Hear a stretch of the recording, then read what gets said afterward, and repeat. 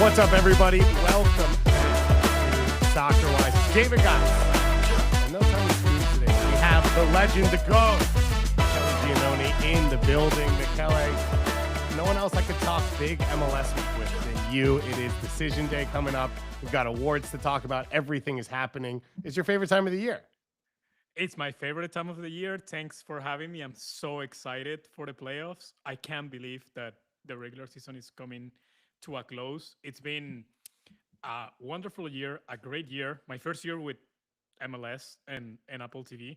And it feels like yesterday. I know it sounds like a cliche, but it feels like yesterday when I stepped down of the train here in Stanford for the first time in mid-February to start the taping and the recordings and with MLS to start the season. And now it's October. It's decision day. Yes, let's go. But first, I have a question. Okay. Because you're saying that nobody it's best to talk with. What happened? Where's Joe Lowry? Where's Matt Doyle? Listen. I feel like a lot of people cancel. No, never. Not even a single chance. You were the first ask. The first person who canceled was Tom. Tom was in schedule, and Tom goes, I can't do it. Didn't realize. Another thing, real quick, I sent you a text that day, and Tom too. I wanted to thank you. And I appreciate the way you guys talk about what happened with Bradley Carnell in my interview post game that day. So I really appreciate it. You're always making news, Michele. That's live TV. Sometimes things happen. I'm just gonna say this. I understand both sides. I think you guys explain it, the pro side of me asking the question. I just want to give you a little bit of behind the scenes. My question wasn't going to be about St. Louis. I made the mistake of mentioning St. Louis at the top of the question, and I need to be better on that. Bradley Carnell deserved for me to be better in that moment because clearly the moment was winning the Supporters' Shield. My question was about basically, did he ever thought he was going to be at that moment lifting the shield 18 months after what happened in St. Louis. But I mentioned St. Louis at the top of the question. That triggered him a little bit, and that was my fault, and I should have done better there. But I appreciate it. I appreciate it very much how you guys talk about it and give another perspective. Because it was, after the interview, was a weird, kind of difficult 48, 72 hours for me in that sense. I was hearing from a lot of people defending, attacking both sides. So I'm happy that you guys gave voice to that side of the story and defended my work, which I really appreciate you for. Yeah, I mean, we said it on the show. You do a better job than anyone else. And yeah, we all make mistakes in sometimes in the heat of the moment, the way we word things, what we go with. I think the concept was going to be there, which is low to high, which is what we talked about of the storyline is for Philadelphia, right? I assume Ernst Tanner got asked about Jim Curtin 1,000 times after that game. That's not a positive to bring up when they win, but these are the storylines. This is the sport. This is what makes people intrigued and interested and all of that. So I can't wait to see you on the sideline again for Nashville, Miami. Yes, I'm going to be in Nashville for decision day. Nashville, Miami, of course. I mean, it's Miami, so that's by default. It's a big game. Well, you and Messi are best friends, right? You're the only one he talks to. Oh, actually, he spoke to with Andres Agulla this year, so okay. I don't have the exclusive anymore. No, I'm really excited because I love BJ Callahan. I have a really good relationship with him. I think he's done an incredible job. He's definitely a Coach of the Year candidate. Let BJ cook. From the Berhalter coaching tree. So yeah, I'm really happy for him. Really happy for Nashville.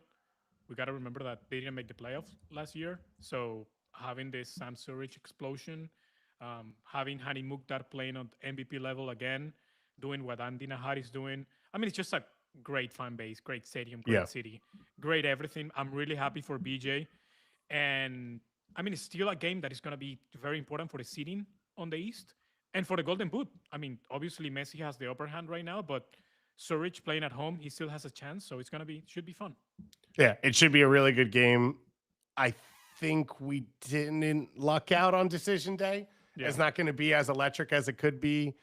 There won't really be a lot of playoff spots up for grabs. There may not end up being a ton of movement, and the movement we see might be fifth to fourth, or sorry, sixth to fifth. Like, not really changing your reality, just changing your matchups.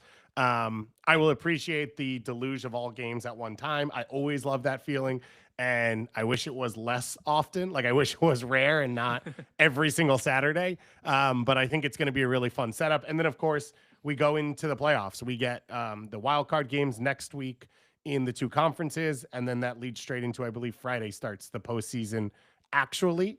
And from there, we get playoff games pretty much every day for a nice week and a half to potentially 2 week stretch, depending on how far some of these teams go. So you mentioned the awards. We're going to talk some awards coming up. Shout out to Vancouver for crushing it. They sent me a Danish style turtleneck for Jesper Sorensen for Coach of the Year.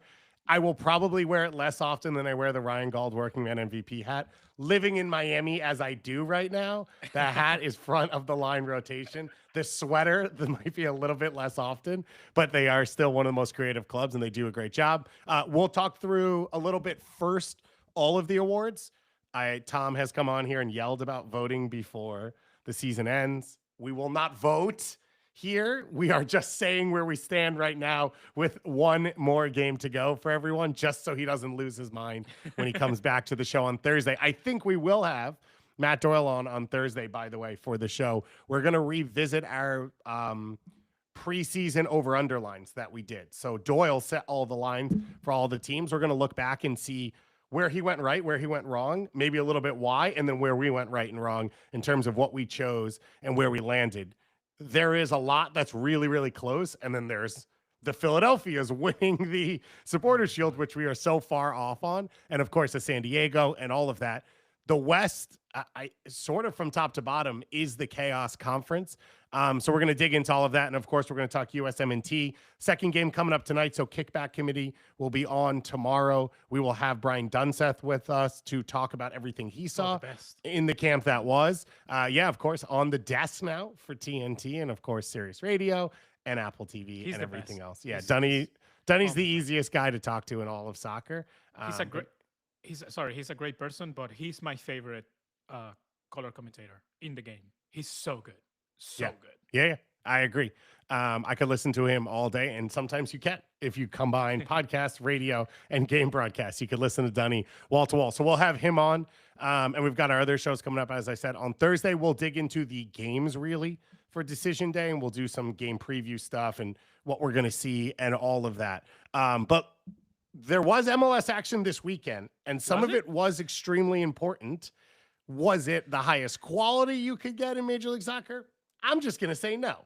I'm not even going to leave it as a question, but it still mattered a ton. There was two results, especially that stuck out.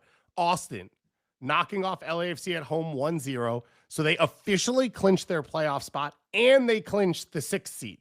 They cannot go higher. They can't jump Seattle, and they cannot fall lower. Portland incapable of jumping them. So they've locked themselves into the postseason. They get the 1-0 win at home against LAFC. I'd say against the run of play and against the ball for the most part. But they remained in the game, stayed dangerous. And Owen Wolff gets the goal, who has led my big ball draft team to first place in the Austin FC League. I won on the back of, so you're required to draft an Austin player for every team. And then everything else is just general MLS. And I'm going to win off Owen Wolff, aka I'm the biggest Austin fan in the league of all Austin FC podcasts. So shout out to that for myself. I'm really proud of that. And I'm really, really excited to see all of that end. But for Austin, Michele, they clinch a playoff spot and they are able to make an Open Cup final. They host it. They don't win it. I think overall, it's a weird season for Austin, but you have to call it a good season, I think. Absolutely. It's a good season, especially of what you feel stronger about that than I do. Of course, a good season. Let's start from the basic. If you make the playoffs, obviously depending on where you stand in the league as a club and as a team. For example, Columbus making the playoffs as a playing team is not a good season. No.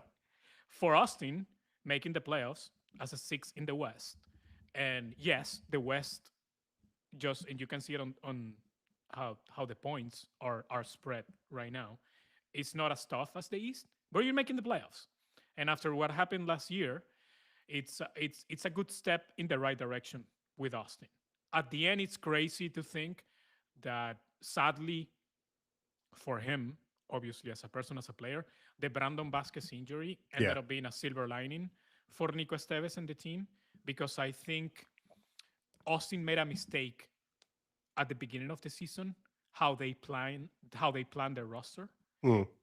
They signed two number nines, Brandon Vasquez and Uzuni, for a lot of They money. they only spent like $25 million. Yeah, on just and if you add Bukhari, it's 30 million for the front three. That's the idea that they want, that how they started the season with Bukhari, Vasquez, and Uzuni playing on the outside. Uzuni's a number 9, and again, sadly, because of the Brandon Vasquez injury for him, Uzuni now started playing the number 9 position. And guess what? He started scoring. Oh my God. A number 9 playing the 9 position, he started playing better and scoring goals. I think after the Brandon Vasquez injury, he scored like 5 goals in 6 games immediately after that. Mm-hmm. And the team settled. Then you have Diego Rubio playing as a second striker, number 10, helping Uzuni. Then it also gave more freedom to Bukhari. Obviously, players like you mentioned, like Owen Wolf, made a huge step this season. I love Owen Wolf. I think he's a serious candidate to be. We're gonna talk about this, like one of, if not the best young player this year. He should be in the conversation. I know it's a super long shot, but if we're taking an MVP from each team, in Austin, it's Owen Wolf without a doubt. Without a doubt. It's sometimes it's difficult, when we are doing this job, to separate friendships and what you feel about certain people when you have to analyze. I'm a really good friends with Ilya Sanchez, and so I'm happy for him. He came to Austin and immediately became the captain. He hasn't had the best season of his career. I mean, he's getting up in age there, but he's been a good piece when he's been called to. I love Nico Esteves. I reconnected with him after a long time of covering him with the USMNT, and we spoke a lot during All Star, and that was just after the Brandon Vasquez injury, so he gave me a lot of insight how they were planning the rest of the season without Brandon, and everything that he said came to fruition, and I'm really happy about them. So yes, long story short, long answer short, I'm really happy for Austin, and I really think it's a positive season, especially because how the way they started. And especially because after Brandon Vasquez got injured, people thought it was going to be for the worse. So I think in general, you're right, which is like we can't get away from results matter. And for a team that didn't make the postseason last year, clinching a spot with a week to go, being at least 6, so outside the wild card spot, and going to an Open Cup final has to be considered a success. I think the problem in the big picture with what you're saying of like, okay, Ozuni sort of figured it out. I wouldn't say he's been elite, but he's been better as a center forward, is going into next year. Do you know what you're getting from Bukhari, Ozuni, and Brandon Vasquez? And the answer is no. So that's where it's tough for me to judge this season, is like they've gotten results, but I don't know that they've put down the building blocks for like, this is the future. Where I'd say like Chicago, I feel a little bit better of like, there's a plan. This was year 1. I think this year they've at times underwhelmed, but like then the assumption is it will build going next year. I think Portland, you could probably say the same, although I don't feel great about that either. And that in that range of where this team sits, I think that Nashville, you definitely feel that way, right? Nashville, I think it's a safe bet that we'll all have them higher than where they finished this year, most likely, in our preseason rankings next year. Absolutely. And so that's the part with Austin that I think is hard. It's like you come out of this year, and is Bukhari a legitimate chance creator, a consistent one? Can you fit Ozuni and Vasquez together? Can you get off of either of them if you're not going to? Like, all of that, I think, is pretty tough. And I think all of that combines with, is Nico Esteves the guy who has a plan for this team? Is Burrell the guy who has a plan for this team? So I'm more split. A playoff run would help, right? If they upset someone and go through to the second round, then you like look at this team and you're like, oh, this is a good knockout team. And that becomes their identity. And that's who they end up being. But either way, I think to get the win this weekend at home is a huge moment. Let your fans celebrate, especially after the Open Cup final that didn't go the way you'd like, where I actually thought they played better than I expected from a style point of view and from like an aggression point of view. And so you give your fan base something to cheer about, something to be happy about, enjoy that moment, celebrate. And now you'll get a home playoff game. As much as I'm not a huge fan of the playoff system, I do appreciate the fact that every team except the last wild card team, if they lose, will get one more game at home, and fans get a chance to like know that they're potentially attending that game and celebrate players if that's what you want to do, celebrate the team, like whatever that is. As I've watched the last 2 weeks, and it's not like, okay, this is definitely the last game for this team. You're like, okay, that part is nice that fans have that mindset of like, I'll be back and it'll be a big game. It will be a must-win game no matter what at that point, and I think that's pretty big. So Austin knocking off LAFC also changed a little bit of math here. So Vancouver moved into first place in the Western Conference this week with a 2-1 come from behind win against Orlando on the road. It was a bizarre game in the international break, two teams that have internationals. So you already see two teams with major injuries that were a little bit thinner. Robin Janssen goes down like 10 minutes into this game. Kyle Smith, who is a fullback, excuse me, goes from starting at center mid to shifting to center back. It is part of what has now been a fall apart for Orlando late into this season and could follow into the playoffs. And then Vancouver gets Ryan Gauld on the field for the most minutes he's played. Again, a depleted team, starting Ralph Briso in central midfield, and they've started these kids now on the wing and at center back. And then Thomas Mueller helps them get over the top amongst some other players. I think it was the like perfect example, Michele, of why Jesper Sorensen's going to get talked about later, of like the personnel literally did not matter. Vancouver goes out to win every single game this year, and they've been able to do it more often than not.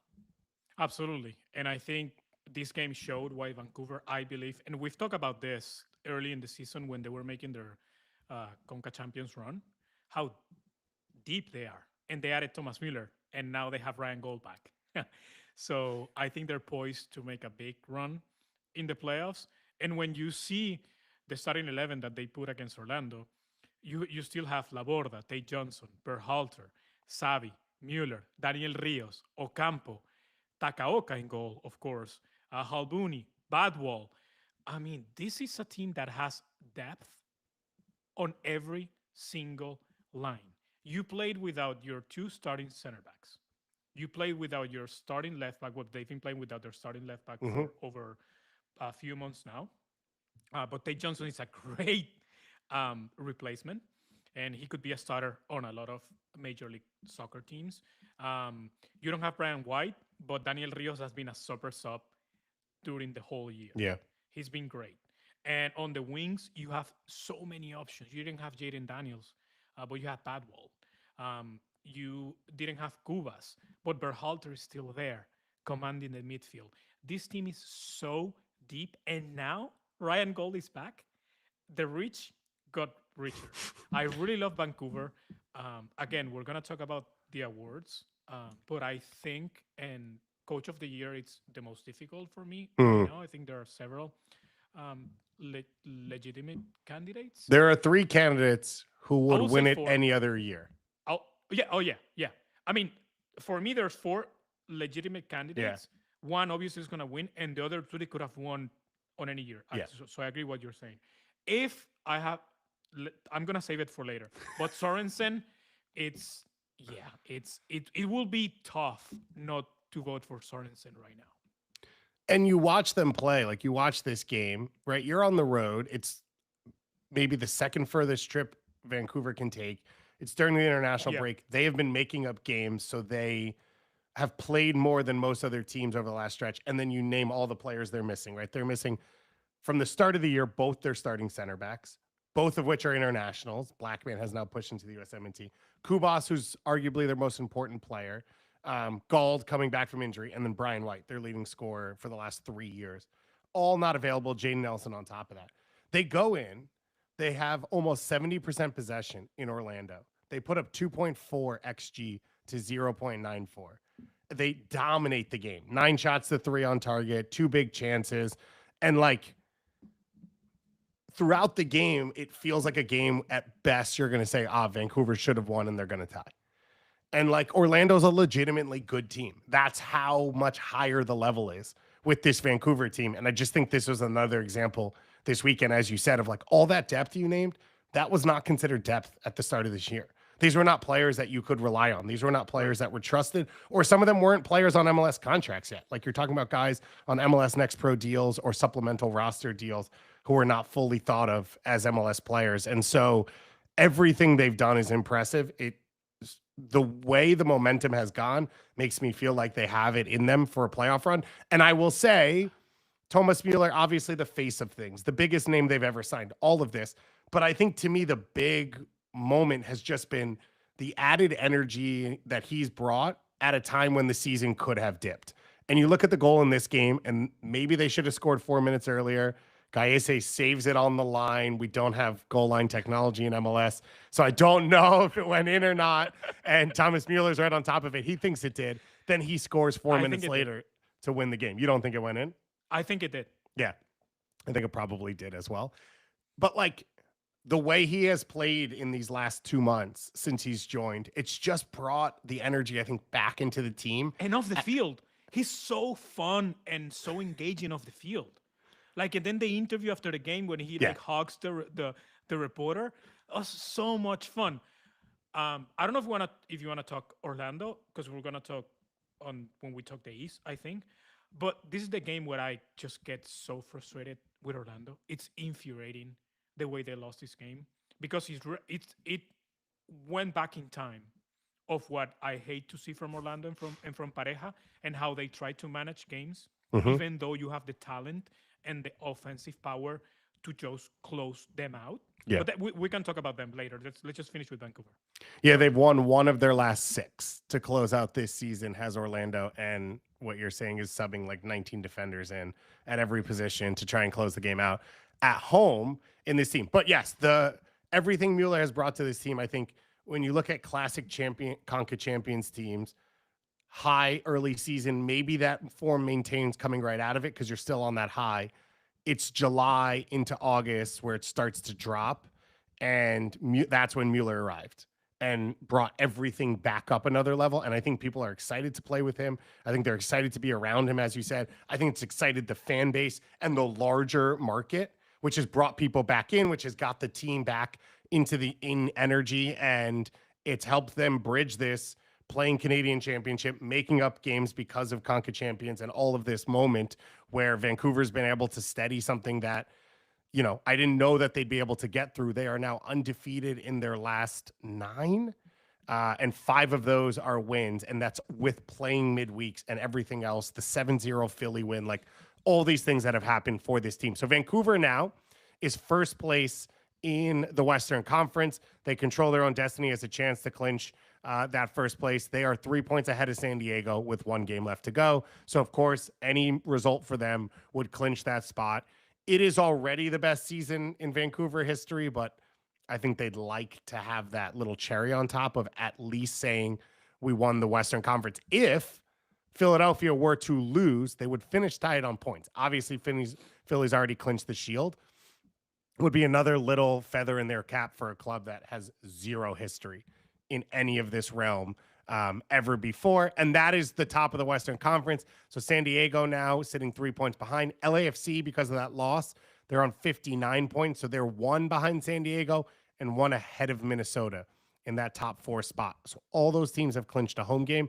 The question would be semifinals. So if LAFC were to jump, or Minnesota, the 2 seed would obviously host in the next round if you get there, no matter what, against the potential 3 seed, if every team were to win out at the top of the West. That huge gap then jumps you into the 5 through 7 band. Seattle are clinched in 5, Austin clinched in 6, Portland clinched in 7. And then we have what we have coming up this weekend, which is Dallas in 8th. The wild card spot is the home team on 41 points. RSL in 9th, wild card spot on the road in 40. And then Colorado outside the playoffs on 40 as well. And San Jose on 38. Dallas faces off against Vancouver in that final game. RSL is on the road at St. Louis, and Colorado is at home against LAFC. Michele, what do you make of what we're going to see here in this race for these final playoff spots? Or not, if we're not calling wild card playoff spots. And you forgot about San Jose. San Jose is still alive. I know. I was going to go into it. Then I got dissuaded. And then I know there's going to be a 40-second span on Saturday where it's like, oh, wait, San Jose's in right now. If everything stays the way it is, San Jose's in, and then it's going to go away right then. San Jose are hosting Austin, who have nothing to play for. So it's not a bad schedule for them, but they, of course, would need basically every team in front of them to lose. It's not far-fetched to think that that's going to happen. I mean, you just said it. Vancouver is at home playing to win the West and having that number one seed through the playoffs, which is very important, right? Especially if you're going to if you're potentially going to face an LAFC on a conference final. So that's going to be a really tough game for Dallas to get the 3 points in Vancouver. Then when you see Salt Lake visiting St. Louis, that's where you can make a case that RSL is the best team situated to advance. It's not crazy to think that they can go with Diego Luna coming back from the USMNT, hopefully healthy, and getting 3 points in St. Louis. And then Colorado at home against LAFC. Again, LAFC is motivated to get the second place in the West. I think that will be clutch if you have to face Minnesota or San Diego on a conference final, on a conference semifinal. Because, for example, when we see the home and away records, LAFC, it's the best home team in the West. And we already know we've been there at BMO Stadium. I think it's arguably the best atmosphere when in Major League Soccer, when BMO Stadium is packed and the fans are loud. It's a true home field advantage. Yeah, I will say that. So, man, I wouldn't be shocked if San Jose makes it, because I think Colorado and Dallas are in trouble. So I agree with you. So for San Jose, one thing to remember is this will probably come down to a tiebreaker. So the first tiebreaker is total wins. San Jose has 10. So if they win this game this weekend, that would push to 11. So they'd move up to 41 points. If Dallas loses, they'll finish on 10 total wins. So San Jose in that scenario would jump Dallas.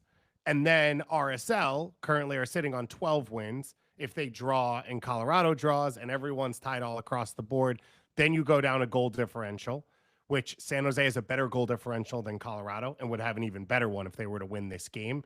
And they have more goals scored than literally everyone else. So that's the third tiebreaker if somehow it ends up there, which is kind of impossible because for them to tie these teams. RSL are in the best spot. RSL are playing the worst team. They control their own destiny. If they tie, they're probably in. I think it feels fairly safe to say that, because if they tie and either Dallas or Colorado loses, they're in. And most likely not everyone's going to win of these four teams. So they're in the best spot going into this weekend. I've been impressed by Dallas, but it's clearly a different challenge for them than it is for these other teams to go on the road and play a team that has everything to play for and has the momentum at their back and all of that. But it also sort of fits Dallas's style. Although in saying all that, I believe right now Petar Musa is suspended for the game because of the red card in the last game. Logan Farrington. It's absurd. I mean, it's dumb. I hate it. I hate it so much. I'm glad that you mentioned Musa in Dallas. The craziest stat in Major League Soccer this year, it's Dallas record after they sold Lucho Acosta. Yeah. Since Lucho left, they've played 11 games. They've lost 2 times. Yeah. And the second loss was this past weekend. Right. To an LA Galaxy team they beat the week before. Yeah, but the red card just mudded everything, right? Yeah. and Peter Musa. I am seriously considering him. Seriously considering him. Tom's gonna kill you for saying this. What? You say it. No, I mean, I'm gonna say first to put him in on my best 11. Uh-huh. I'm not kidding. And two, like he should get MVP votes. This is what I said 2 weeks ago, and Let's Tom go! screamed at me because they're gonna finish Why? 8th and they suck and whatever. He's been I incredible. fully agree with you, preaching to the choir. I mean, what's the definition of most valuable player? Thank you. This is what I'm saying. This is what I'm saying. And that's why, and that was my discussion last year against Messi. For people that don't know, I voted for Cucho.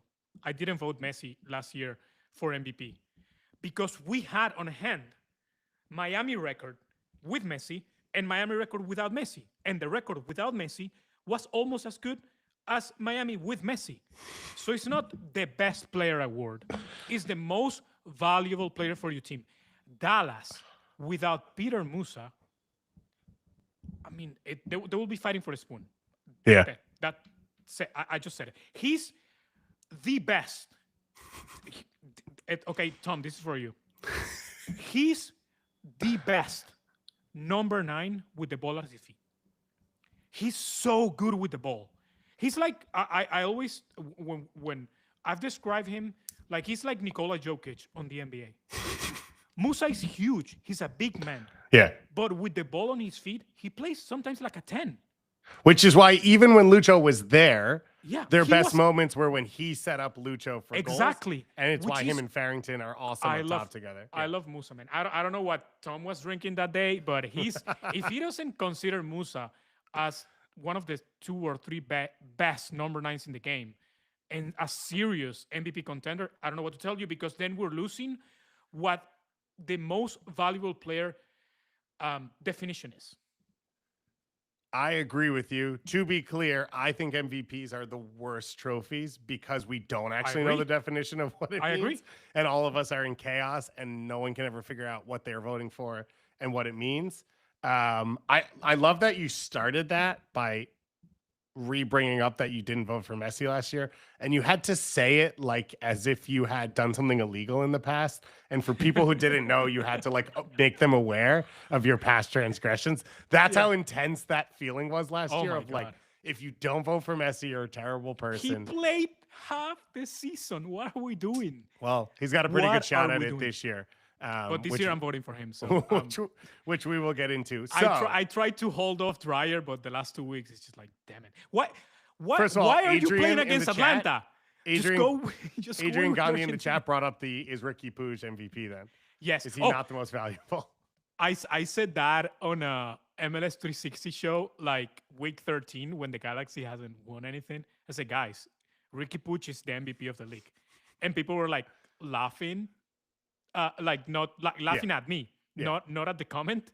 And I said, that's the definition of MVP. You remove the player, and they're the worst team in the league. It's crazy. And I guess Lucho's award would be opposite. The moment he left, Dallas became an elite team in Major League Soccer. If they hadn't had Lucho the whole year, they'd be pushing for the top of the West and potentially have a chance to win it. So that is our Western Conference setup right now. A lot to be decided. All of that really in the wild card conversation, a little bit at the top. But in general, this is what I said of the lack of like drama is, okay, San Diego, LAFC, Minnesota, they jump each other. That's still like we're talking matchup changes in the first round and 2 rounds out that mattering. But right now, the whole like, oh, you could go from wild card to home field advantage doesn't exist. And falling out of the playoffs is that real drama, which we will see at the end. I always think back to there was a year in which RSL didn't play on decision day and they needed the Galaxy to lose at home to an eliminated Houston team for them to make the playoffs. And that happened. I think that was Zlatan's Galaxy team as well. And it was the craziest moment I think I've ever experienced in MLS. So RSL has a tendency to just be around the weird stuff that happens at the end of a season. And now they go on the road to St. Louis in a situation where they're one of 4 teams vying for the final 2 wildcard spots there. On the east side of things. Give me your prediction. Give me your prediction. Who's coming in? I'm going to say Dallas and RSL. Yeah. Oh my God. I think Colorado either ties or loses. But I would assume they tie, or sorry, they lose. And I can see a spot where San Jose drops points. Oh, Because the way they play the game, you can't be like, oh, we're up 1-0. Austin has nothing to play for. Let's close it down. They're incapable of that. So my guess would be there's all these moments, there's all this wildness, and we end with somehow Dallas in 8th and RSL in 9th. What about you? um, oof. Uh, definitely RSL. I think they're gonna win in St. Louis, where I truly believe Dallas is gonna get 0 points in Vancouver. I'm gonna say San Jose. I mean, you said it. Austin has nothing to play for. Nothing. Absolutely nothing. San Jose's at home. I think San Jose makes it because I think LAFC is gonna play to win at Colorado, Yeah. and they're gonna win because I think that getting the 2 seed in the West means a lot. You're getting Buanga back, you're getting Son back, you're getting all the international players back. I know it's Colorado. I know it's the altitude. It's difficult, but Colorado hasn't been that strong this year at home. And yeah, I mean, if my What math is not wrong, if San Jose, yeah, I think it's going to be RSL. if and San Jose yes. wins and Colorado draws, San Jose would make the playoffs. And Dallas falls out. Yeah, I will say, yeah. So that's more points in my favor. So I will say RSL and San Jose, yes. Colorado is going to have this scoreboard watching to do, which is if Colorado draws and Dallas loses, Colorado's in. But if Colorado draws, Dallas loses, and San Jose wins, Colorado's out. So they're going to be the most, and I know they'll say they won't even pay attention, which is a lie. They're going to be the most like on, off, turn it on, turn it off. Obviously, in their hope, they'd be like, oh, we're 2-0 up in 25 minutes and we're just playing it out. But I don't really see that happening. And I just want to be a fan for a second. I think it would be more fun to have San Jose in the playoffs. Yeah, it would be more chaos. That to have a Dallas or a Colorado. Forgive me, Colorado and Dallas fan, but San Jose is just chaos every time, everywhere. And this is not Almeida's Colorado, but still, it's Bruce Arena. It's Chicho. You know, it's Joseph. I mean, San Jose on paper should be better, and they've been better than expected. They were like one of the worst teams in Major League season history last year. So Yeah. the job that Bruce Arena has done has been remarkable.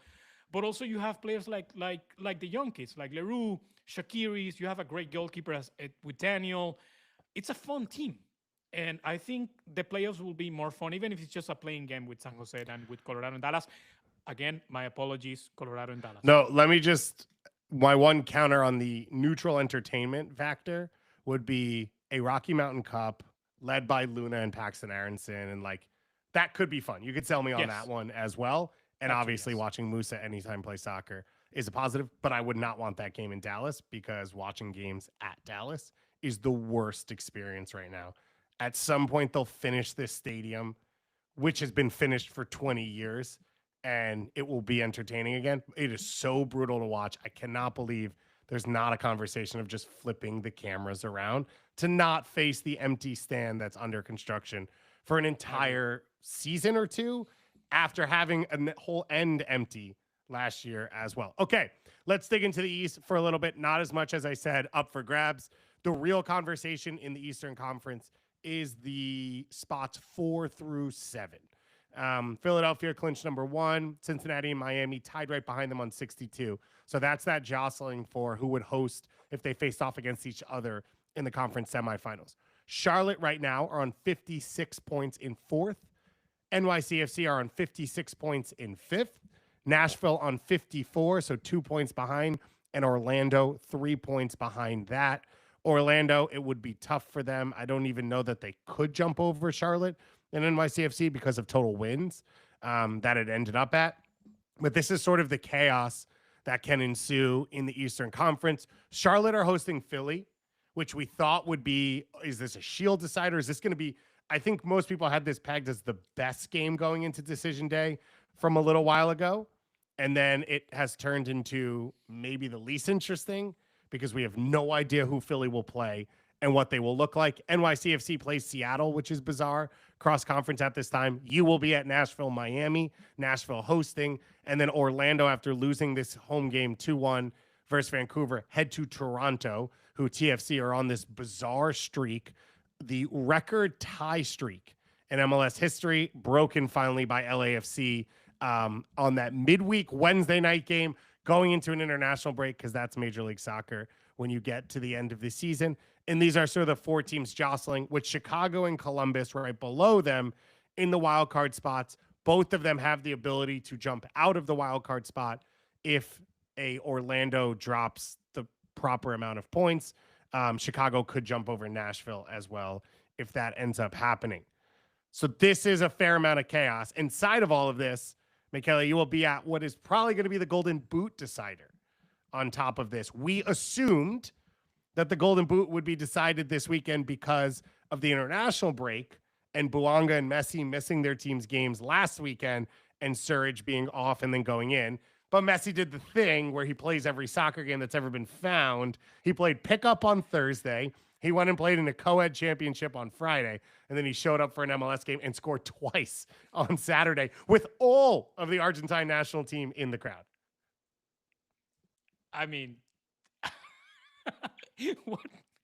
So, it's just funny. It's so just, insane. He's a psycho. Yeah. He wants to play, like you said, every minute of every game. He doesn't never want to go out. He's potentially gonna play minutes with Argentina tonight or today against Puerto Rico. So because that's what he did. He played with Miami. He stayed. He didn't face Venezuela, and because the game against Puerto Rico got moved from Chicago to Miami, now he went to the Argentina national team yesterday. He's at camp, and he's potentially gonna see minutes against Puerto Rico. He shouldn't see minutes against Puerto Rico. Yeah. Leo. No. Leo. What is the experience he's gaining from playing a home Puerto Rico friendly? Listen to me, in Miami? Leo. I can do this in Spanish if you want. Leo, escúchame. Leo, listen to me. Rest. Just get some rest. The playoffs are coming. What are you doing? He's a psycho. He's like Luis Suarez. He doesn't have knees, Luis Suarez, but he wants to play every minute. He's played every minute that he can, except when he's suspended for being an a-hole. But that's another discussion. Yeah, I mean, the West, it's crazy to think that Nashville and Orlando can still fall into the play-in. I think that's fascinating because when you see the points, like we're talking Orlando and Nashville are on 54 points. Orlando is 53. We're talking about the West. Austin is 6 with 47. Like we are talking that Columbus, who's 9th in the East with 51, will be the sixth seed on the West, just 1 point behind Seattle. So that's the difference between the two conferences. Like you said, Nashville, Miami. Nashville, Miami is a great game in the sense of seeding because if the season ended today, that will be a series, for 3-game series. Nashville, Miami will be amazing. But at home, like the Golden Boot, yes, Messi has the upper hand. He's 2 goals above right now. But Nashville at home with Surridge in a good position. Like I'm guessing Nashville internally have talked about this and maybe trying to get if there's a PK for Surridge to take it instead of Mukhtar. I think that's going to happen. That has been happening a lot. He's taken the last few. Mukhtar was missing everything. But if there's a PK, it's going to be clearly Surridge, or the team is going to play more for Surridge, trying to give him that individual accolade. But it's going to be fun because, like you said, nothing is decided on the seeding. Again, both Nashville and Orlando could drop into the plane, which is crazy. And yeah, it should be very, very fun. I'm super excited to be in Nashville. I'm going to be obviously on the pregame show, both in English and Spanish, Countdown and La Previa, and then on the Spanish broadcast with Sami Sadovnik and Diego Valeri. So it's going to be super fun. Yeah, I can't wait. It's going to be a great decision day, even though you said the Shield is decided, so that took away a little bit of the excitement. But yeah, it's going to be fun. The Shield is decided, like all the playoff spots in the East are decided. So that takes away, the huge jeopardy of decision day is who's in, who's out. And losing that is a lot. Now, if, let's say, Orlando starts to trip up or Miami takes the lead, the jump between being in for Nashville and Orlando and going to a wild card game, I think is pretty drastic. So that brings a level of jeopardy. And if Chicago, let's say they jump up to 6, now we're back into that Austin conversation of like, it's already probably a good season for Berhalter in year one. And we're going to talk about some of the newcomers of the year. They've made some really good moves in the offseason, maybe not the ones we expected to be talking about at this point of the season. But that is a huge part of what's going on for them. And then for these other teams, like, for NYCFC, you have to think you're putting everything on the line in this one because a chance to jump into the home games. You get 2 home playoff games where they're played. I don't know. Probably going to play one at MetLife, maybe play one at Rutgers. Like, who knows at this point? It's probably hell for the ops team to figure out when they're going to be home. And if not, how many games they're going to host for a team that doesn't own their own stadium yet. It would be chaotic to say the least, but I think that's a lot to play for and a lot of intrigue in all of those games. But the West is, I think, a little more interesting going into the final day of the season, while the East has been more successful. And you mentioned it, like that points number is just absolutely absurd. So you look at Columbus on 51 points in ninth right now, potentially could go on the road for a wild card game, lose, and have their season over. They would be in sixth in the West with a chance to pass Seattle for fifth. Like, that is a huge gap between the two conferences. 4 spots pretty much for every team that they move up. But it is the case of what happens. We talked to Dan Lovitz about it a few weeks ago, and that's the reality. And sometimes that's what happens. The playoffs, then we will go in. I mentioned the wild card coming up, then the best of 3 series. That will all happen before the next international break. Then we will move into an international break at the end of November. World Cup qualifying, massive that round because the draw is the first week of December. And so we're going to see the UEFA teams clinch. We'll see all of the playoffs pretty much. So you'll know who's in the intercontinental playoffs from Africa, from Asia as well. And then CONCACAF will be closing up. So it's going to be a huge round of games. I say that in saying, like, you're not keeping guys for that round. So it is going to be a factor, which is players for teams that have a shot at MLS Cup are going to leave to go play for their international teams and come back and have to get back in form or potentially get back into the flow of things. And it's something to think about for all of these teams, and it's going to be a huge factor in the playoffs. Let's jump into some of our awards, and then we'll talk internationals, USMNT, as well as some U20s. Just give me a second. Give me a second, because I have to rant about Orlando. Vamos. For a second. Papi Pareja, what are we doing? Why are you losing that game at home against Vancouver? It was maddening and frustrating because we saw everything that I hated from Orlando before this season. Where Orlando, yes, you were successful. You were getting into the playoffs. You won a US Open Cup. But it's the old Orlando, old Oscar Pareja. We take the lead. We're 1-0 up, and then we stop playing. We're going to defend this league and try to do everything in our power to just defend. And we forget about attacking. When you still had Ojeda on the field, Muriel on the field, Atuesta on the field. Atuesta had a terrible game against Vancouver. I don't think he completed even like 70% of his passes. He was awful. And I'm saying this because of Oscar Pareja. I have a good relationship with Pareja. I covered him when he was Xolos coach, when I was living and working in Tijuana and covering that Xolos team. And at that last tournament with Xolos, he was on the running, a finalist with Greg Berhalter to take the USMNT job. Yeah. And then after Berhalter was named the USMNT job, he still wanted to like get back into US soccer, into the US. So that's where Orlando showed up. If I'm not mistaken, I have to double check this, but at least until a couple of weeks ago, Orlando has the best goal contribution from older DPs in the league between Muriel, Ojeda, and Pasalic. I think I'm correct, but I will have to double check this, and apologies if I'm not. Like, if you take every team, all their goal contributions for their DPs, Orlando, it's the best in the league between those 3. And we've seen Orlando all year when they are on the front foot, when they want to play offensively, they can destroy teams. You have Ojeda on the field, you have Muriel on the field, you have Atuesta on the field. Yes, you don't have Pasalic, you don't have Freeman. You get the injury at the beginning that you were mentioning with Jansen, and that's a handicap for the rest of the game for sure.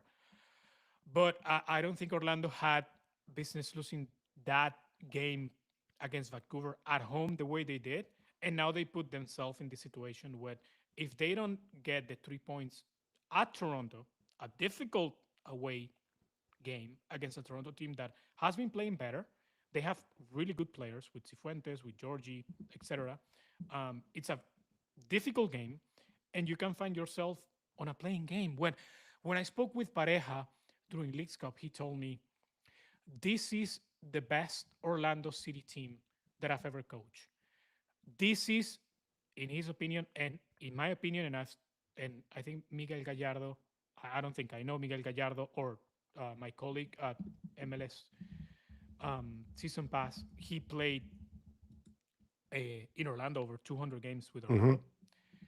This is the best Orlando City team on paper of all time. Yeah. Pareja said to me during Leagues Cup on the record, this team is better than my Dallas that won the Supporters Shield. But if we don't get a title this year, everything goes to, you know where it goes, right? And having this team on a playing game is just frustrating. Yeah. It's frustrating because they should be much better than they are. And I understand the East. It's very hard, but it's unexcusable that you lost that game against Vancouver. You now have to win at Toronto again, a very good, difficult game, in my opinion. And if you don't win, you get into a plane, and then on 90 minutes, everything can happen, and then you're out of the playoffs. It's a disaster. So I think from the emotion point of view, I agree with you, especially this weekend of like we said, you play for ties when you could play for wins. Like they play on the back foot. You're home. You don't have possession. And there's way too many examples of that. I think the pushback of like everything goes up in the air if they're in a wild card, they lose a wild card is, let's say they lose this weekend. 53 points would be the second best regular season in Orlando history. It would be better than last year when they finished fourth. So like you don't control exactly the way the other teams are. And you could argue the 53 points this year is more impressive because they're playing in a tougher conference. The second thing is Cartagena, Araujo, Gobert are all out. Like you have no central midfielders on this team. Dagger Dan finished there, which when he signed, they told us he was a center mid. Then they played him at right back for 2 years. Now he's back in center mid. And if Kyle Smith starts at center back, like that's a train wreck. Alongside Schlegel, who's already a question mark for every playoff game that you end up in. I fully agree with you that it doesn't feel like this club has progressed over the last 2 years. That they made the Open Cup final and it was the start of something, and they haven't progressed past that. I think you could argue with me that they haven't regressed, though. That like this, because of the points total and where they end up in the injuries, and the like every team, you flip a player like Facu Torres, it takes time. Pasalic hasn't taken time, and they're like ready to continue forward as this group. And Muriel, they've gotten something out of that they've not regressed as a club, and maybe that's a positive, and maybe this is a resetting year because of you're losing Torres in this offseason. You're losing some other big pieces in the offseason coming into this year, and you've got to get players in, and it takes a little bit for them to get connected and all of that. So there's like a lot of data points in all of this. It goes back and forth. But then the other thing with them is every time they go the furthest is when they're at their work. Like when they're high seeds, they don't go far. When they're favorites, they don't make finals. And so maybe being in a play-in game and like scrapping and playing against the ball and being a low seed is just who Oscar Brea's teams are. And maybe that's where they end up at their best situation rather than being a home team and having to deal with that. Like, remember how ugly the Charlotte series was last year? Remember how ugly the Nashville series was 2 years ago? And so if that's the case and they're the away team, then it looks a little bit better coming into this year. But I think the frustration is fair. I think this is a club that has to figure out where their standing is in the current iteration of Major League Soccer and how they can be a leader in some of these spaces and not just another team where it's like, oh, we all went out and got a South American 10. And they're like, we got Ojeda. Ojeda's good. Congratulations. Everyone went out and got a Northern European wide attacking player. Andres Dreyer is great. Pasalic is good. Like this kind of feels like the space Orlando has ended up in, and some of it's okay and some of it's not. And I think it's fair to want more, and I think Orlando fans have off and on. I think a lot of people around them have. So you're basically saying that they love the pain. They Yeah. love being they love being in a difficult situation, which is crazy. This Orlando team, again, obviously they haven't regressed. It's a great season, but once again, by Oscar Pareja, this is the best Orlando team that I've ever Right. coached. We need to win a title. It's a failure, and I understand how hard the East is, but with the numbers that your DP has put up, with the depth that you have on midfield, and I understand the Cartagena injury, but Atuesta and Araujo have been solid the whole year, especially Atuesta. Actually, Pareja told me that Atuesta is his most important player because Oh, the Atuesta thing, by the way, the tough part about this is he's the most important, but he's also the one who needs the most help. And yes, all the and guys, we like, saw it without Araujo in this game. right. He played All terrible. the guys who help him are the ones that are hurt. And then Atuesta, I would argue, is worse than if Atuesta was hurt and Cartagena or Araujo's there. And you're like, okay, they can't really connect a ton of passes, but they can at least go east to west. With Atuesta, it's like, if there's no one covering for him, it's an open door down the middle of the field. And I think that's what you saw for Vancouver. If Atuesta is not playing, they're in trouble. If Atuesta is playing but doesn't have Araujo next to him, they're in trouble. So it's weird to explain it, but I'm just frustrated because I really like Oscar, I really like the team. Ojeda is awesome, Muriel is awesome, Pasalic is awesome, Atuesta is great, and I mean El Pulpo on goal, he's awesome. He came back to his true form this year, and I think it's again, I think it's a disaster that if they end up in the playing game. But again, like you said, maybe that's the way they like it. We've also not gotten any news on Robin Jansen's injury. So that will decide a lot as well of what their potential is going forward. I assume, let's dig into our awards, that Oscar Pareja is not going to be one of your coaching of the year candidates. You said there are a couple obvious ones. I have 3 clear ones down. I think you've got one more than me. Who are your coach of the year candidates? And is there anything this weekend that changes your mind in either direction? Yes. I think this is the hardest award to vote this year. For me, the 4 candidates are obviously Sorensen, Varas, Carnell, and my 4th is going to be BJ Callahan. And I have a rule, and I understand that not a lot of people are going to comply by it or agree with it, because I'm a strong believer that for players awards, only MLS should be considered. I don't agree with that when we're talking about coaches. Okay. I think when you talk about coaches, you should add the other competitions because it puts more stress on the coach. So it's an advantage for a player because they have more games to put up numbers. Exactly. But it's a disadvantage for a coach because they have more games to manage their roster. Yeah. It's well said. Yeah. That's the way I see it. So obviously for me, I will vote again. I agree with Tom and I agree with you. Nobody should vote before decision day. I think that's a disservice to the league and the players and the coaches and the staff and everything involved.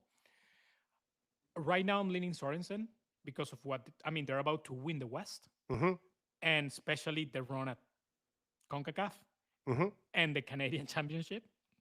So, what are we talking about? Again, putting the other competitions in favor of a coach, I think Sorensen should be the winner.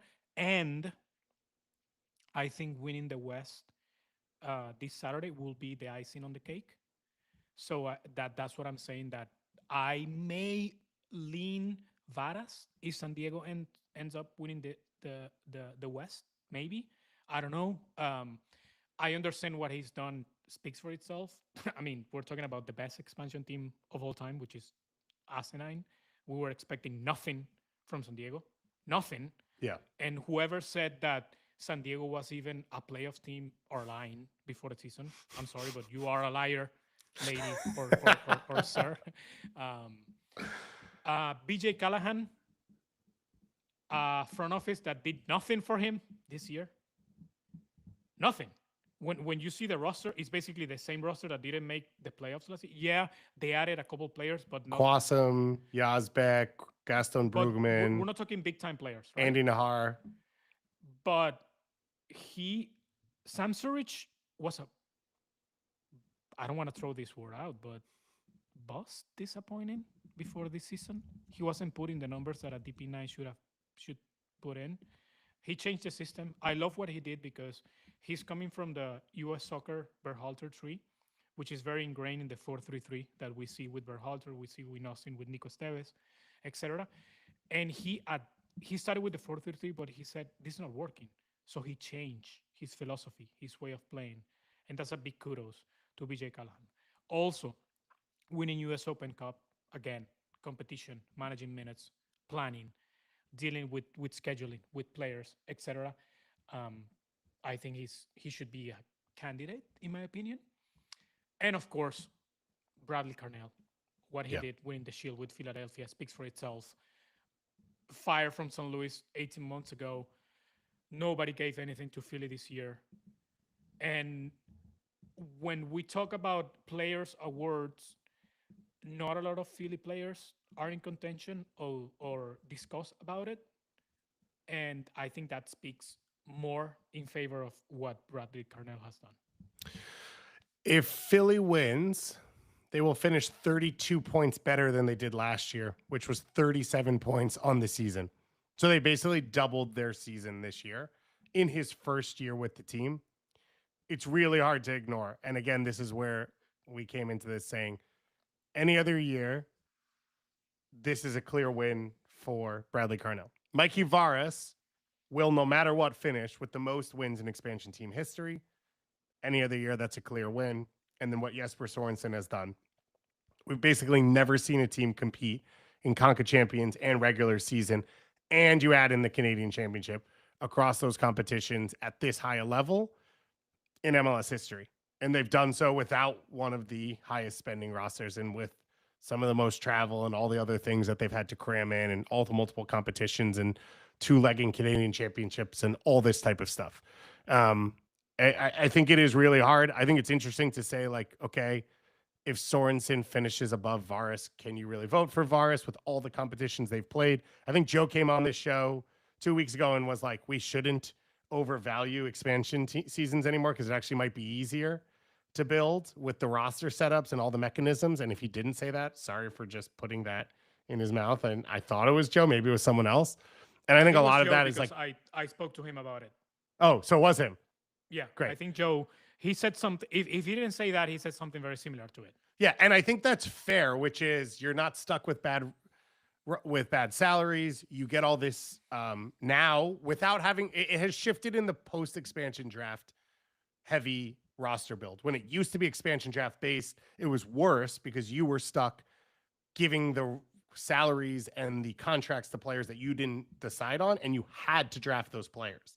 And I've talked to people who worked in expansion offices where like they asked if they could skip because they didn't want to take players.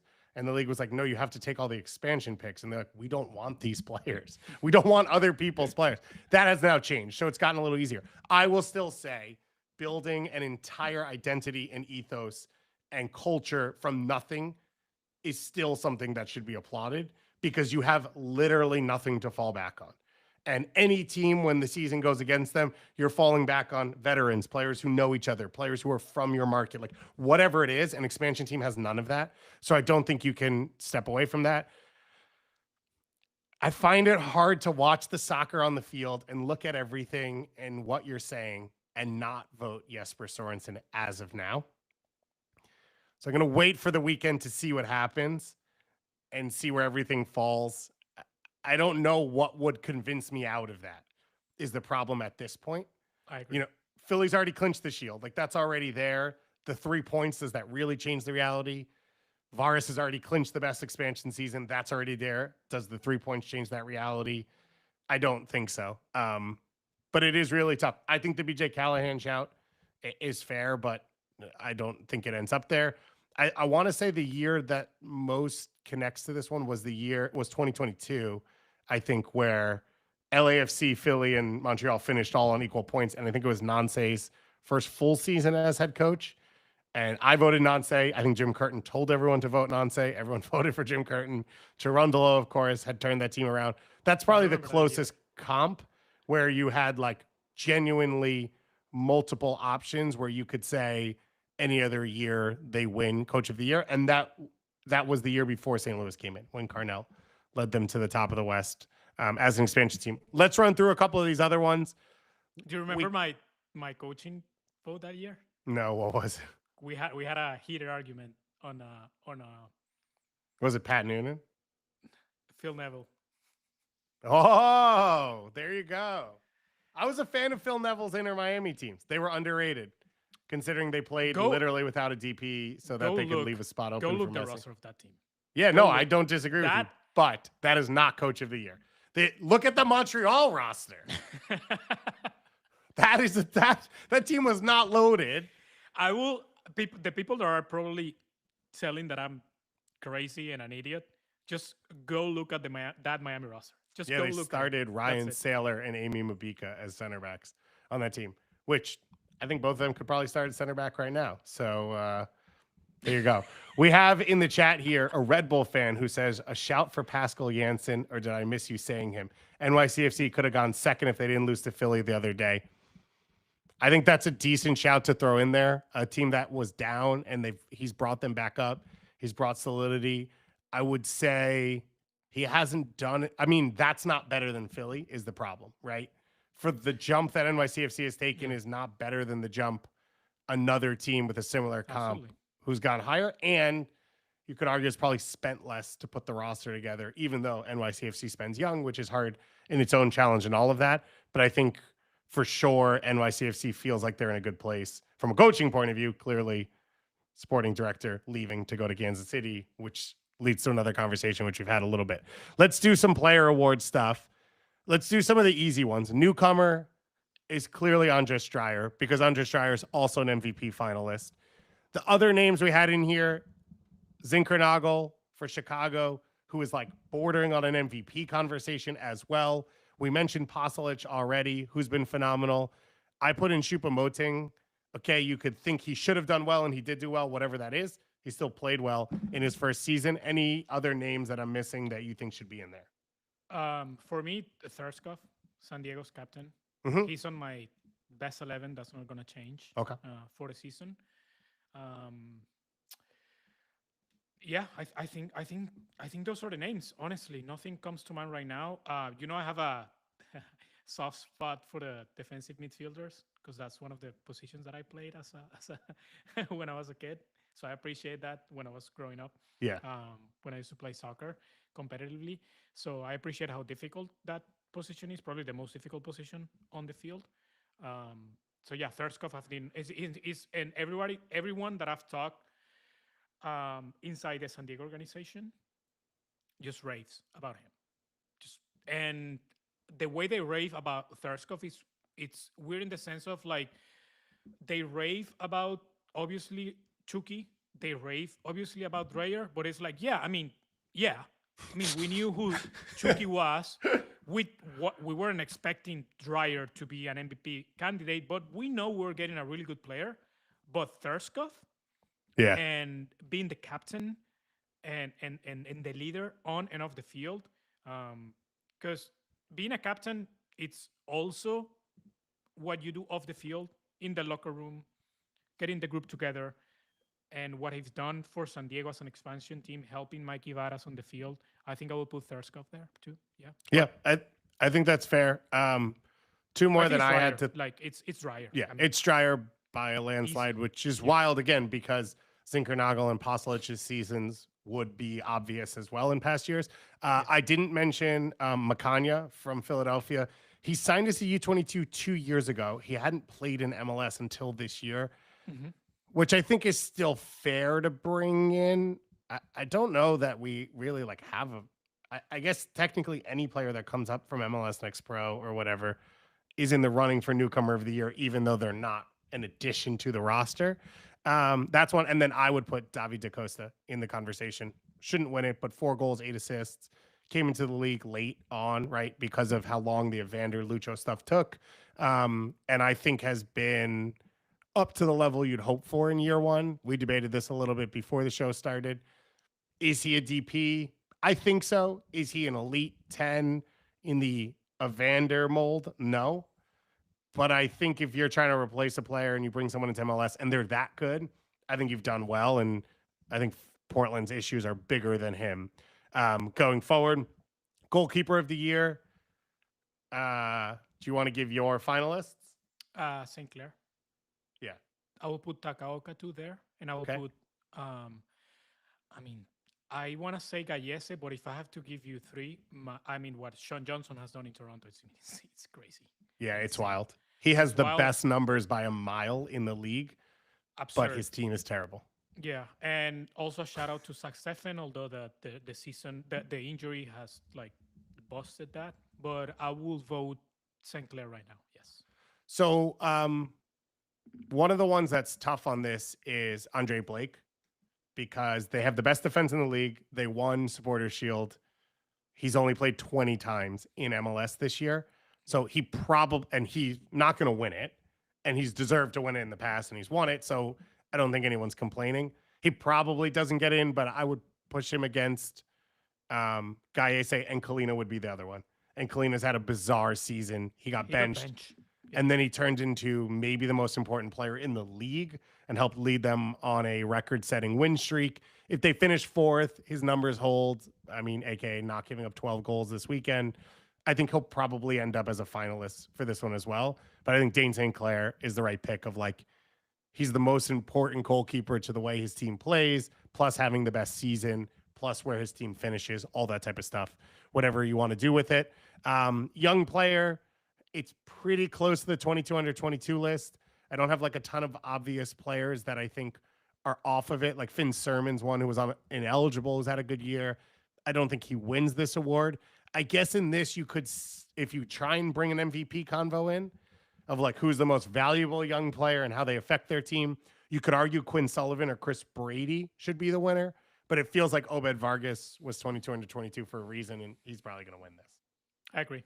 The massive step that Over Vargas has made in Seattle this year, alongside with Christian Roldan, maybe the best duo midfield in the league besides Cubas and Berhalter, in my opinion, or what Thurskov and Luca de la Torre have done in San Diego. I think, and we gotta remember, like Obed's so young still. Yeah, he's so young. He just played the U20 World Cup for Mexico. He's so young, and he's so mature. He's so smart. He's so down to earth. He's such a nice kid. I remember sitting down with him at the beginning of the season. We did like a special for MLS, recapping the CONCACAF Champions League, what it's called at that moment, in 2022 when they beat Pumas. When he steps on the field in place of Joao Paulo. Joao Paulo on minute 23. It was middle of the first half. 16 years old, and he said, I asked him, what's the first? And he's so honest. He's a kid. Mm-hmm. I asked him, what were you thinking when you step on the field? And he said, my only thought was, don't fuck this up. Don't fuck it up like that on camera. He deserves to make the jump to Europe very soon.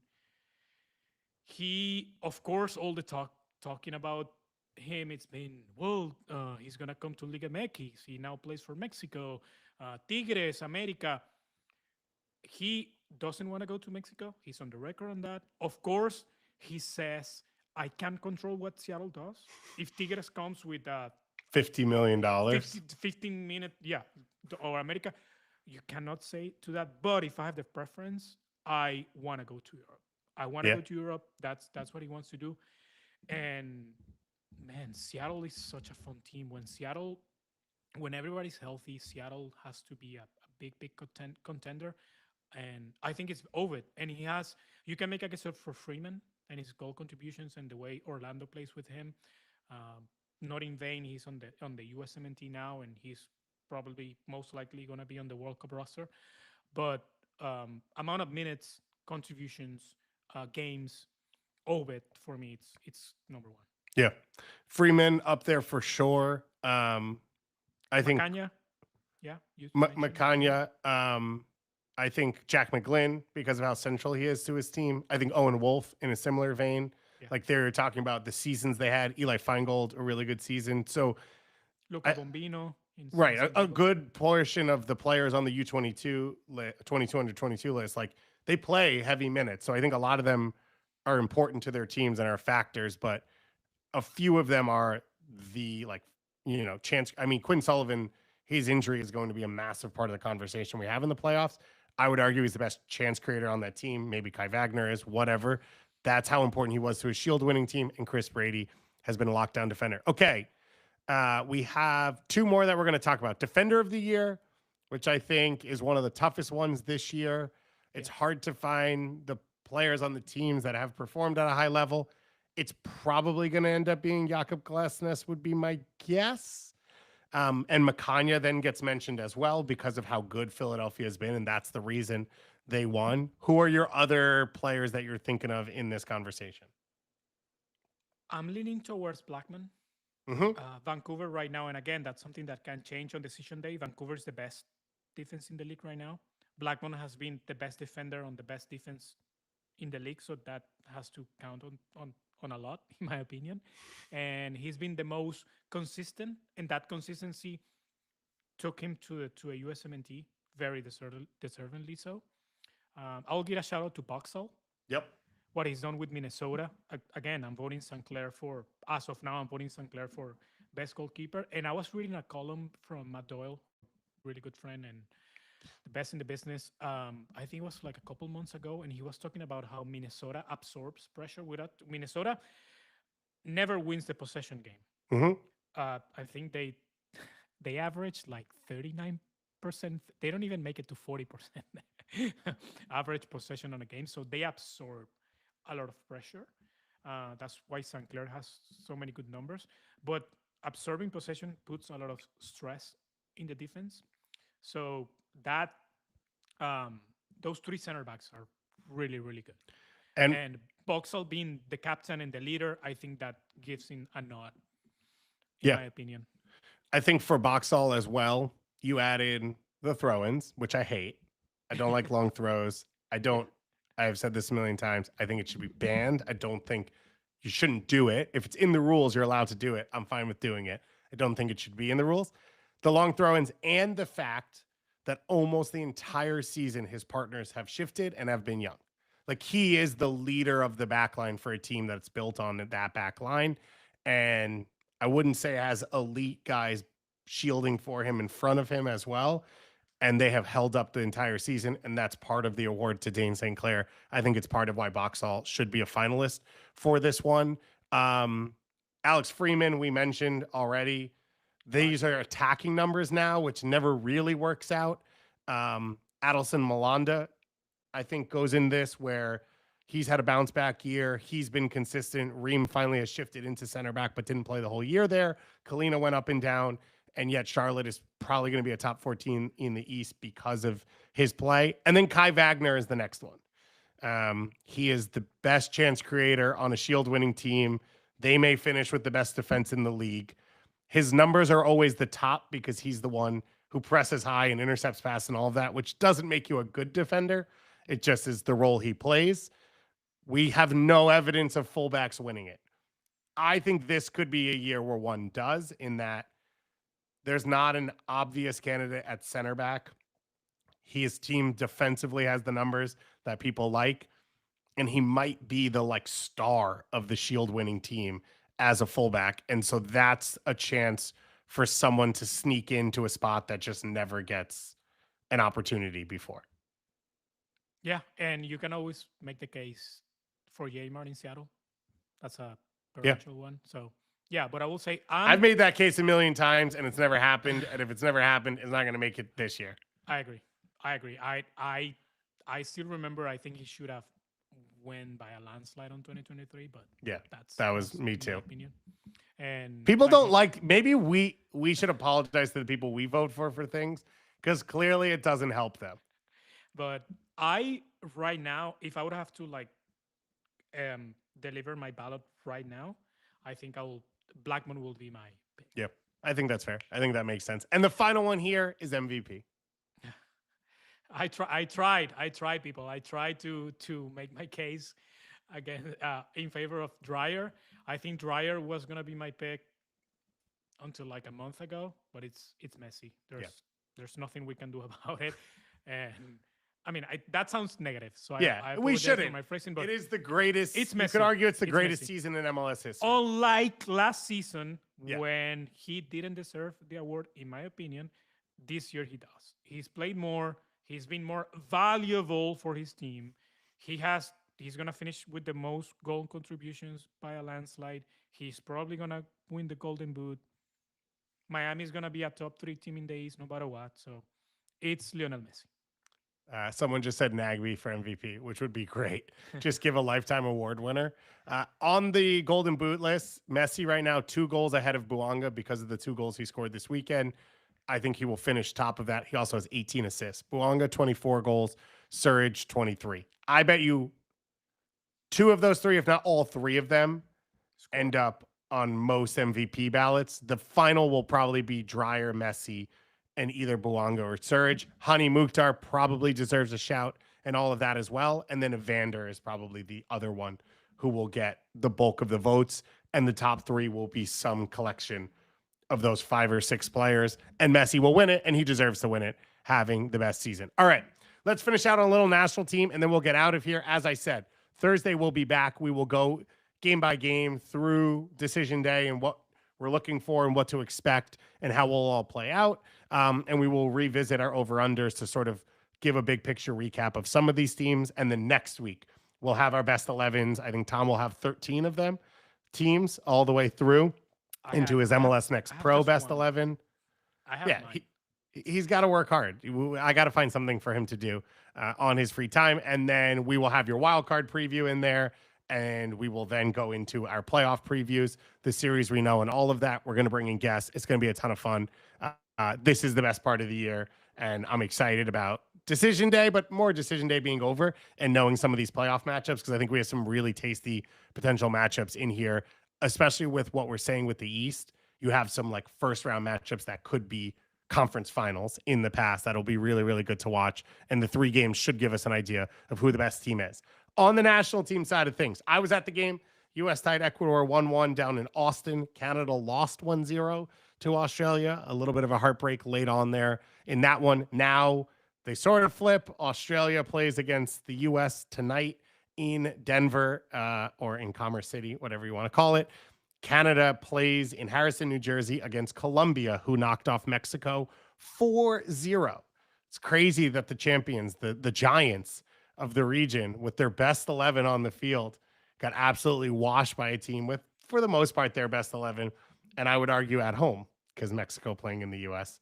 is a home game, but maybe we don't have to do that one. Although Obed might be the oldest player in central midfield for the next 15 years as he plays alongside Mora in that central midfield. For the U.S. game, How good is Mora, dude? Oh my yeah. God. From my Cholos. You wish you were covering Cholos while he was coming through. I can't believe that kid is 16 years old. Now 17. Officially has turned 17. 17. Yeah. He's an adult now. Come on. He's so good. He's so good. It's insane. He's the best 17-year-old on the planet right now. How old's Yamal now? Yamal, no, I think Yamal is approaching 25. I think he's 19 he's older right now. Yeah. But he did a lot of stupid stuff when he was 17. Yes. But right now, Mora. The position he played, like the way he plays center mid as a player who looks 30 years more than his age, is absolutely unbelievable. That's the part that's like crazy. Not just that he's like skilled and talented enough and physical enough to hang at that level. It's like he's composed, surrounded by players at all times. And I'm gonna say something insane. Okay. But we have. It wouldn't be the first time this show. Yes. Yeah, I say it's insane stuff all the time. But he reminds me, and please understand what I'm saying, because we have the career of this player, and he's one of the best of all time. But he reminds me the way he plays, the way he moves, the way he controls the ball, the way, like you said, and it's very important, how he it looks like he moves in slow motion when the game is going 1,000 miles per hour. So Hmm. he reminds me of two players when they were super young, Andres Iniesta and Zinedine Zidane. Again, look at the names that I'm throwing, please. The kid is 17. I'm just saying, just I had the fortune, and I think you too. I watched Zinedine Zidane when he was a youngster, just coming out of Bordeaux, when he signed for Juve, and he wasn't this young. And Andres Iniesta coming out of Barcelona.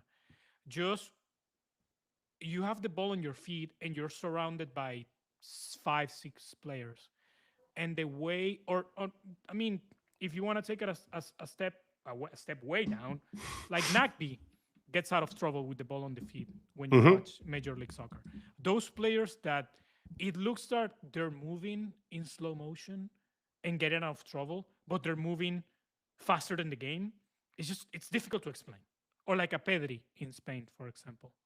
Um, it's I love Mora. Hopefully he stays healthy body and mind, because again we know how hard the Mexican fans, the Mexican press are with the youngsters, and how these kids then America goes to Cholos and buys them for a lot of money and give them a salary triple what they will make in Europe, and that they stayed in Liga MX forever and they don't make the jump.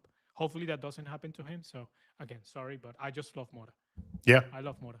Morita. He You is gotta call going him to that. be the conversation in this region for a long time, and that is in a region that has a lot of special young players. Like Fonzie's still young, Jonathan David's young, Mexico, yeah. Ismail Kone. Like there's a lot of young Mexico players. midfield, Yeah, Marcel and Ruiz, Obed, Mora, and I'm blanking right now. There's another Cruz Azul player that is like 19, 20. yeah, Mexico's future, it's pretty bright at midfield. yes, at one position. Just I, throwing that out I there. said at midfield. Yeah, I know. I said at midfield. The 4-0 loss to Colombia still hanging around. The U.S., the 1-1 tie against Ecuador.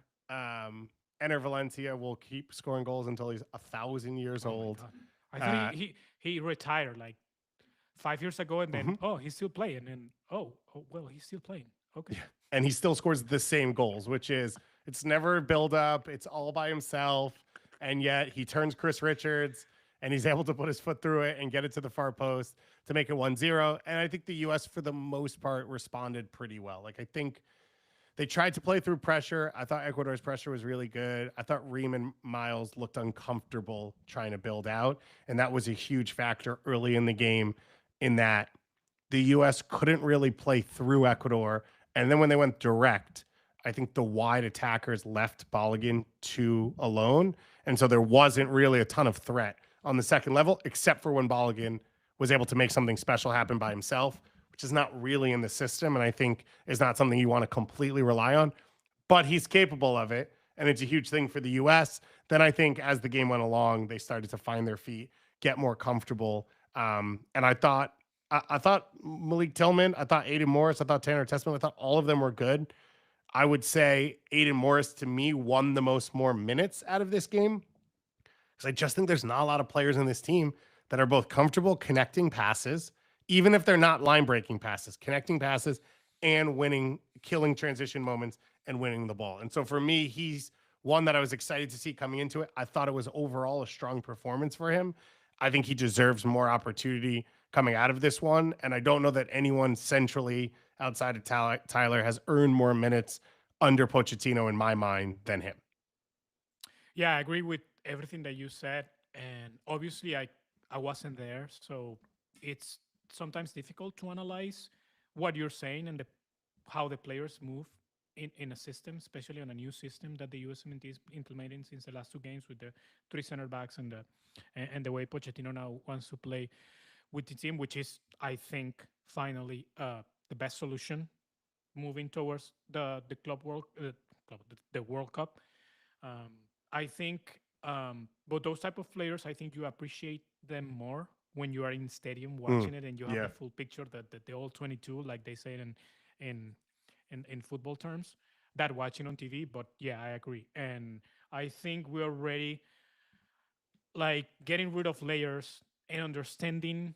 certain patterns of what Pochettino wants now, uh, with the players that now seem to gain a step in competition.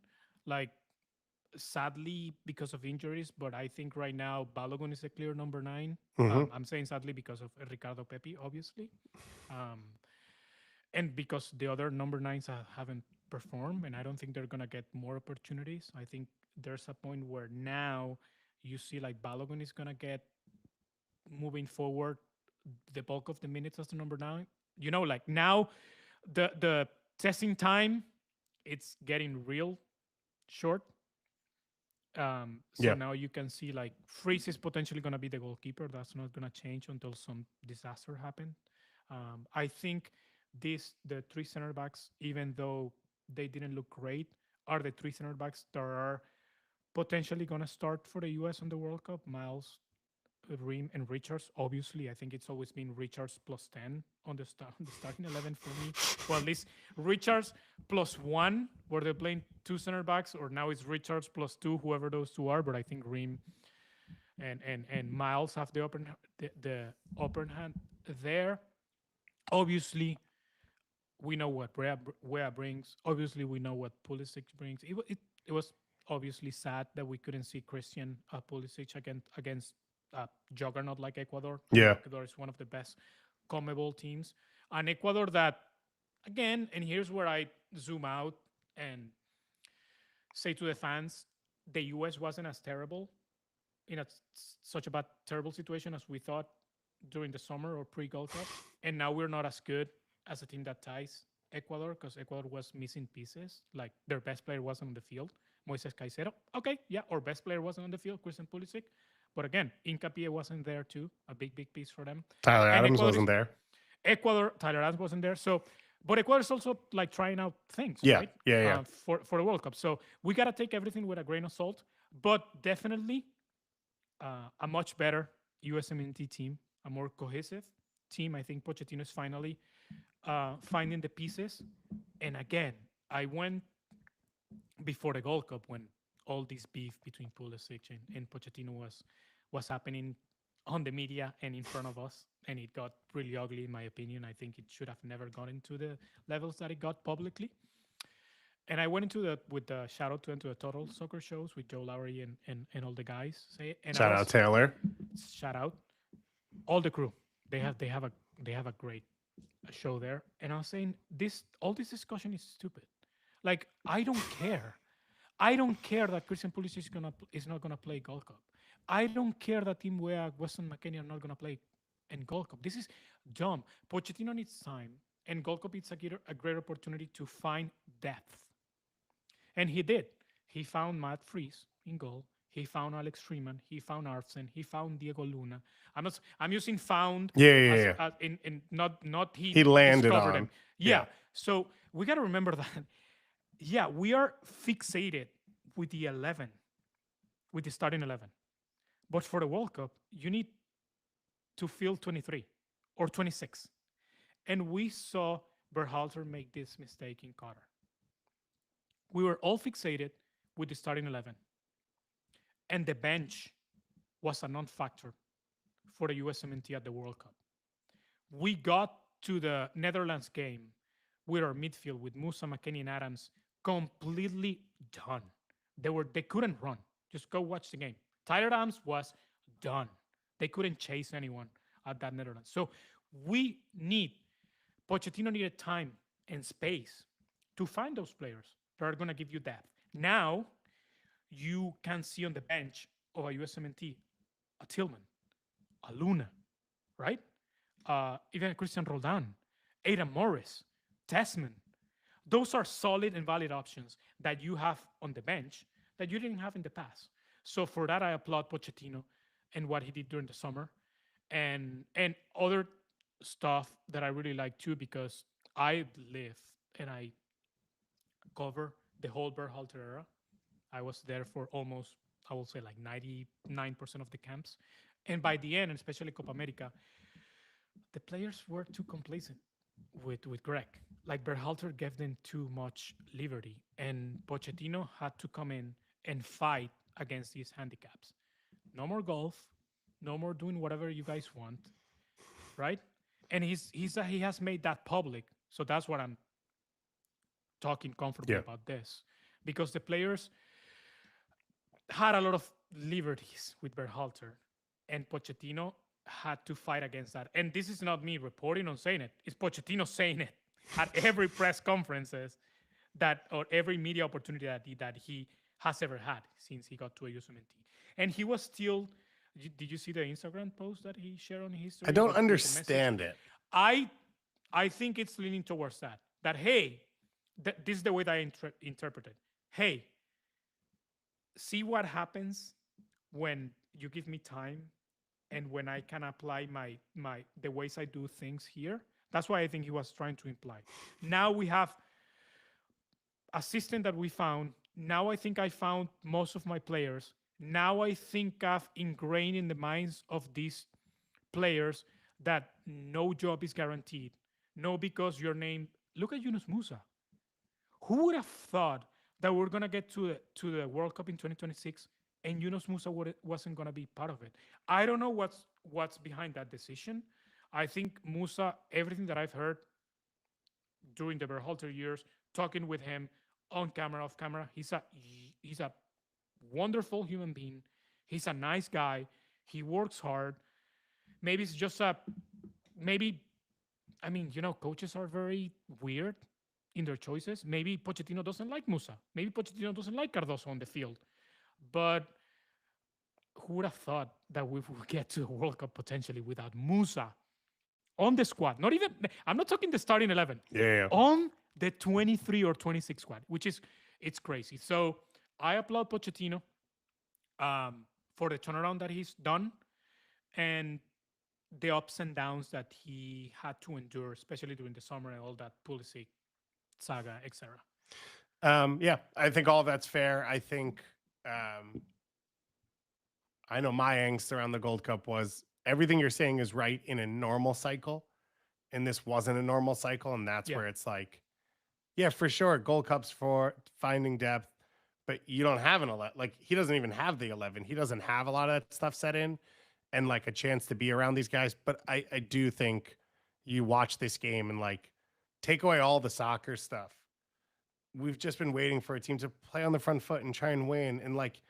And if that is what the Ecuador game felt like. I don't know if it felt that way on TV. It felt like that in the building.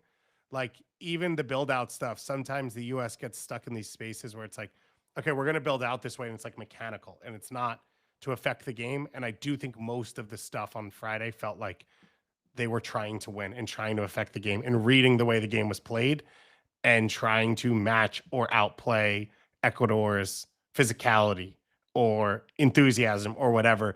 And that hasn't been the case the whole time. And that's in a game without Pulisic and Tyler, which I think is really, really big. Yeah. That's also mentality. No, 100%. It's all mentality. And I think that this game was the best I've felt about that in a really long time for a U.S. team, like in 2 years, maybe for a U.S. team. I like Weah as a wingback. People can debate whether or not it was a back five. There is not a set moment. A game is not played in one setup the entire time. There are phases of play, and every single formation shifts inside those phases. This was a back five.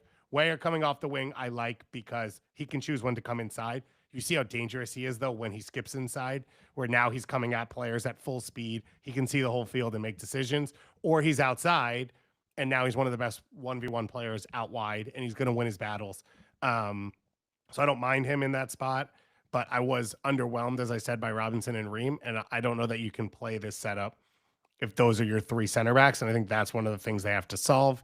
I'd like to see McKenzie for a couple more minutes in this Australia game, which is coming up tonight. Last thing before we get out of here, you mentioned the Mexico U20s and Obed Vargas. They lost to, I think it was Colombia, right? Spain? Colombia? Argentina. Oh, they lost Argentina, correct. They lost Argentina, and the U.S. lost to Morocco in the U20s. So both of the teams' runs have come to an end at the quarterfinals, which is something we've become used to. I think for me, it was one of the things that was hard to like jump on board with this team. is, as I've said many times, I don't think there's a ton of an elite international players in this group. I think the floor is really high, and there's a bunch of players who I could see being a factor for national teams, big time club players going forward. And I don't think this group was any better than a lot of the groups that the US has sent, but it's a knockout tournament and you're hoping does a bounce go your way. This game was extremely frustrating for a number of reasons. They dominated possession, they dominated chances, they gave up the losing goal on a long throw, which wasn't the first one, too.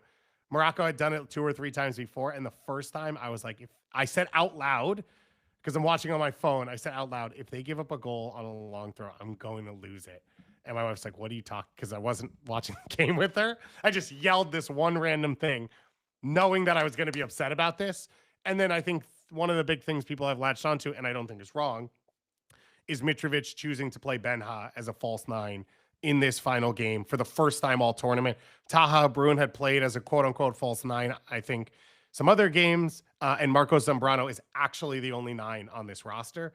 It clearly is a position with a lack of depth for this team. So I don't know that there's a ton you could do, but Benha clearly is not that guy. He doesn't stretch the field. He doesn't occupy center backs. I've said it a million times, a great goal scorer, blah, blah, blah.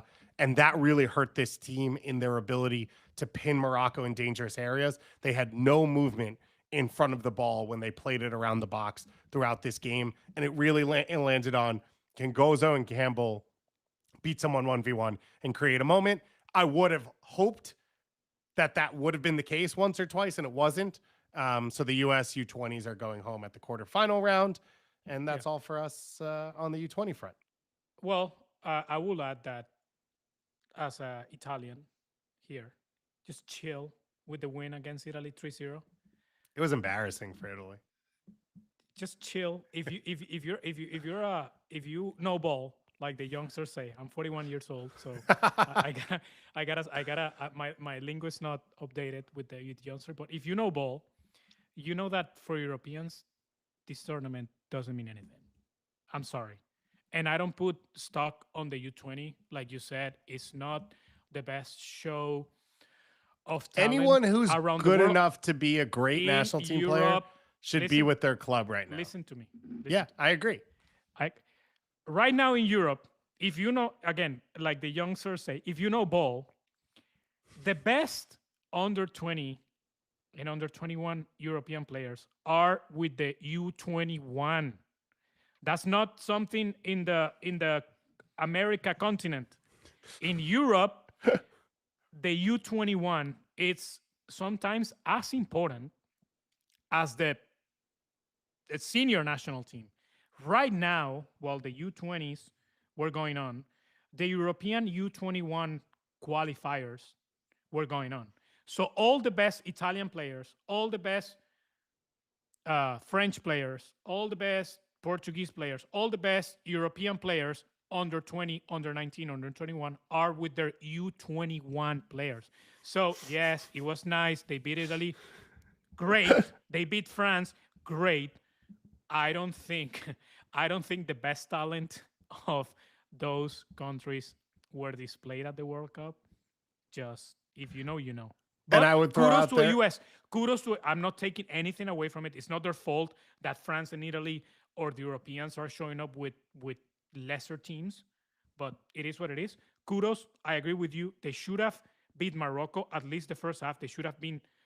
They should have gone to at halftime with the lead, at least. And like you said, it's just bad luck. Maybe a bad decision by Mitrovic with the Kremaski and the way he set up the team. The lack of depth at the number 9 position also. But I think we've seen this from the team. Like we got to remember the U20 that had Team Wea, that had Sargent, I think, was on that team. I'm blanking the number 10 from Dallas, which I love. Sadly, Paxton Pomykal. Paxton Pomykal. That team also made the quarterfinals. Yeah. And I think that team, I believe, was even better than this year's team. But I think that's the level that we're at right now. Yeah. Now, I would say in all of this of like, I think Julian Hall's eligible for this team. I think Darren Yappy was eligible for this team. So for the U.S. as well, and I said this on the last 3 shows, the best players shouldn't have all come to this because playing meaningful professional soccer minutes is more important. And it used to be, I think, one of the most important reasons for the U20 World Cup for players in this region was to be seen internationally. That's not the case anymore. Like, people are watching MLS Next Pro, they're watching USL Championship, they're watching USL League One. Like, if you're playing pro minutes, you're going to get seen. And so I think there was value for players. And again, in Europe, they're not watching this tournament. I can tell you for a fact, they're not watching this tournament. Fine. Because the U20s in Europe, they don't put the weight on it. The best U20 players are with the U21. And they're actually going with the national team. And now I think we're in a space where for a lot of the teams in this region, their best players are not going to this tournament as well because of where it fell and when it fell. In all of that, it would have been nice for the U.S. to make the semifinals. Absolutely. It would have been fun to watch. I enjoyed watching this team play. Yeah. I thought they played really good soccer. But this is this conversation. We're going to have this a lot, I think, over the next few months on this show, because as the seasons come to close in North America, there's some bigger topics that we want to hit. One of them is the way the U.S. has taken a huge leap technically, and a lot of that has come into the way the academy setup is built. But then there is a feeling that there is a maybe lack of game awareness and ability to just go and win games outside of the system. And this game felt like an example of that, which was the system was working 70% of the way to dominate Morocco. And then all of the BS went Morocco's way, and Morocco scores on a counterattack on bizarre flick on after the long ball. They score on a long throw, and like every corner kick for the U.S. is a pull below the waist and whatever, and all of that stuff. And some of it went in the U.S.'s favor. Like, that's the reason they got the penalty kick. I think some of the U.S. players, I think Widener, a large part of it, riled up some of the Morocco players and was able to get that. But this is a game that you should win.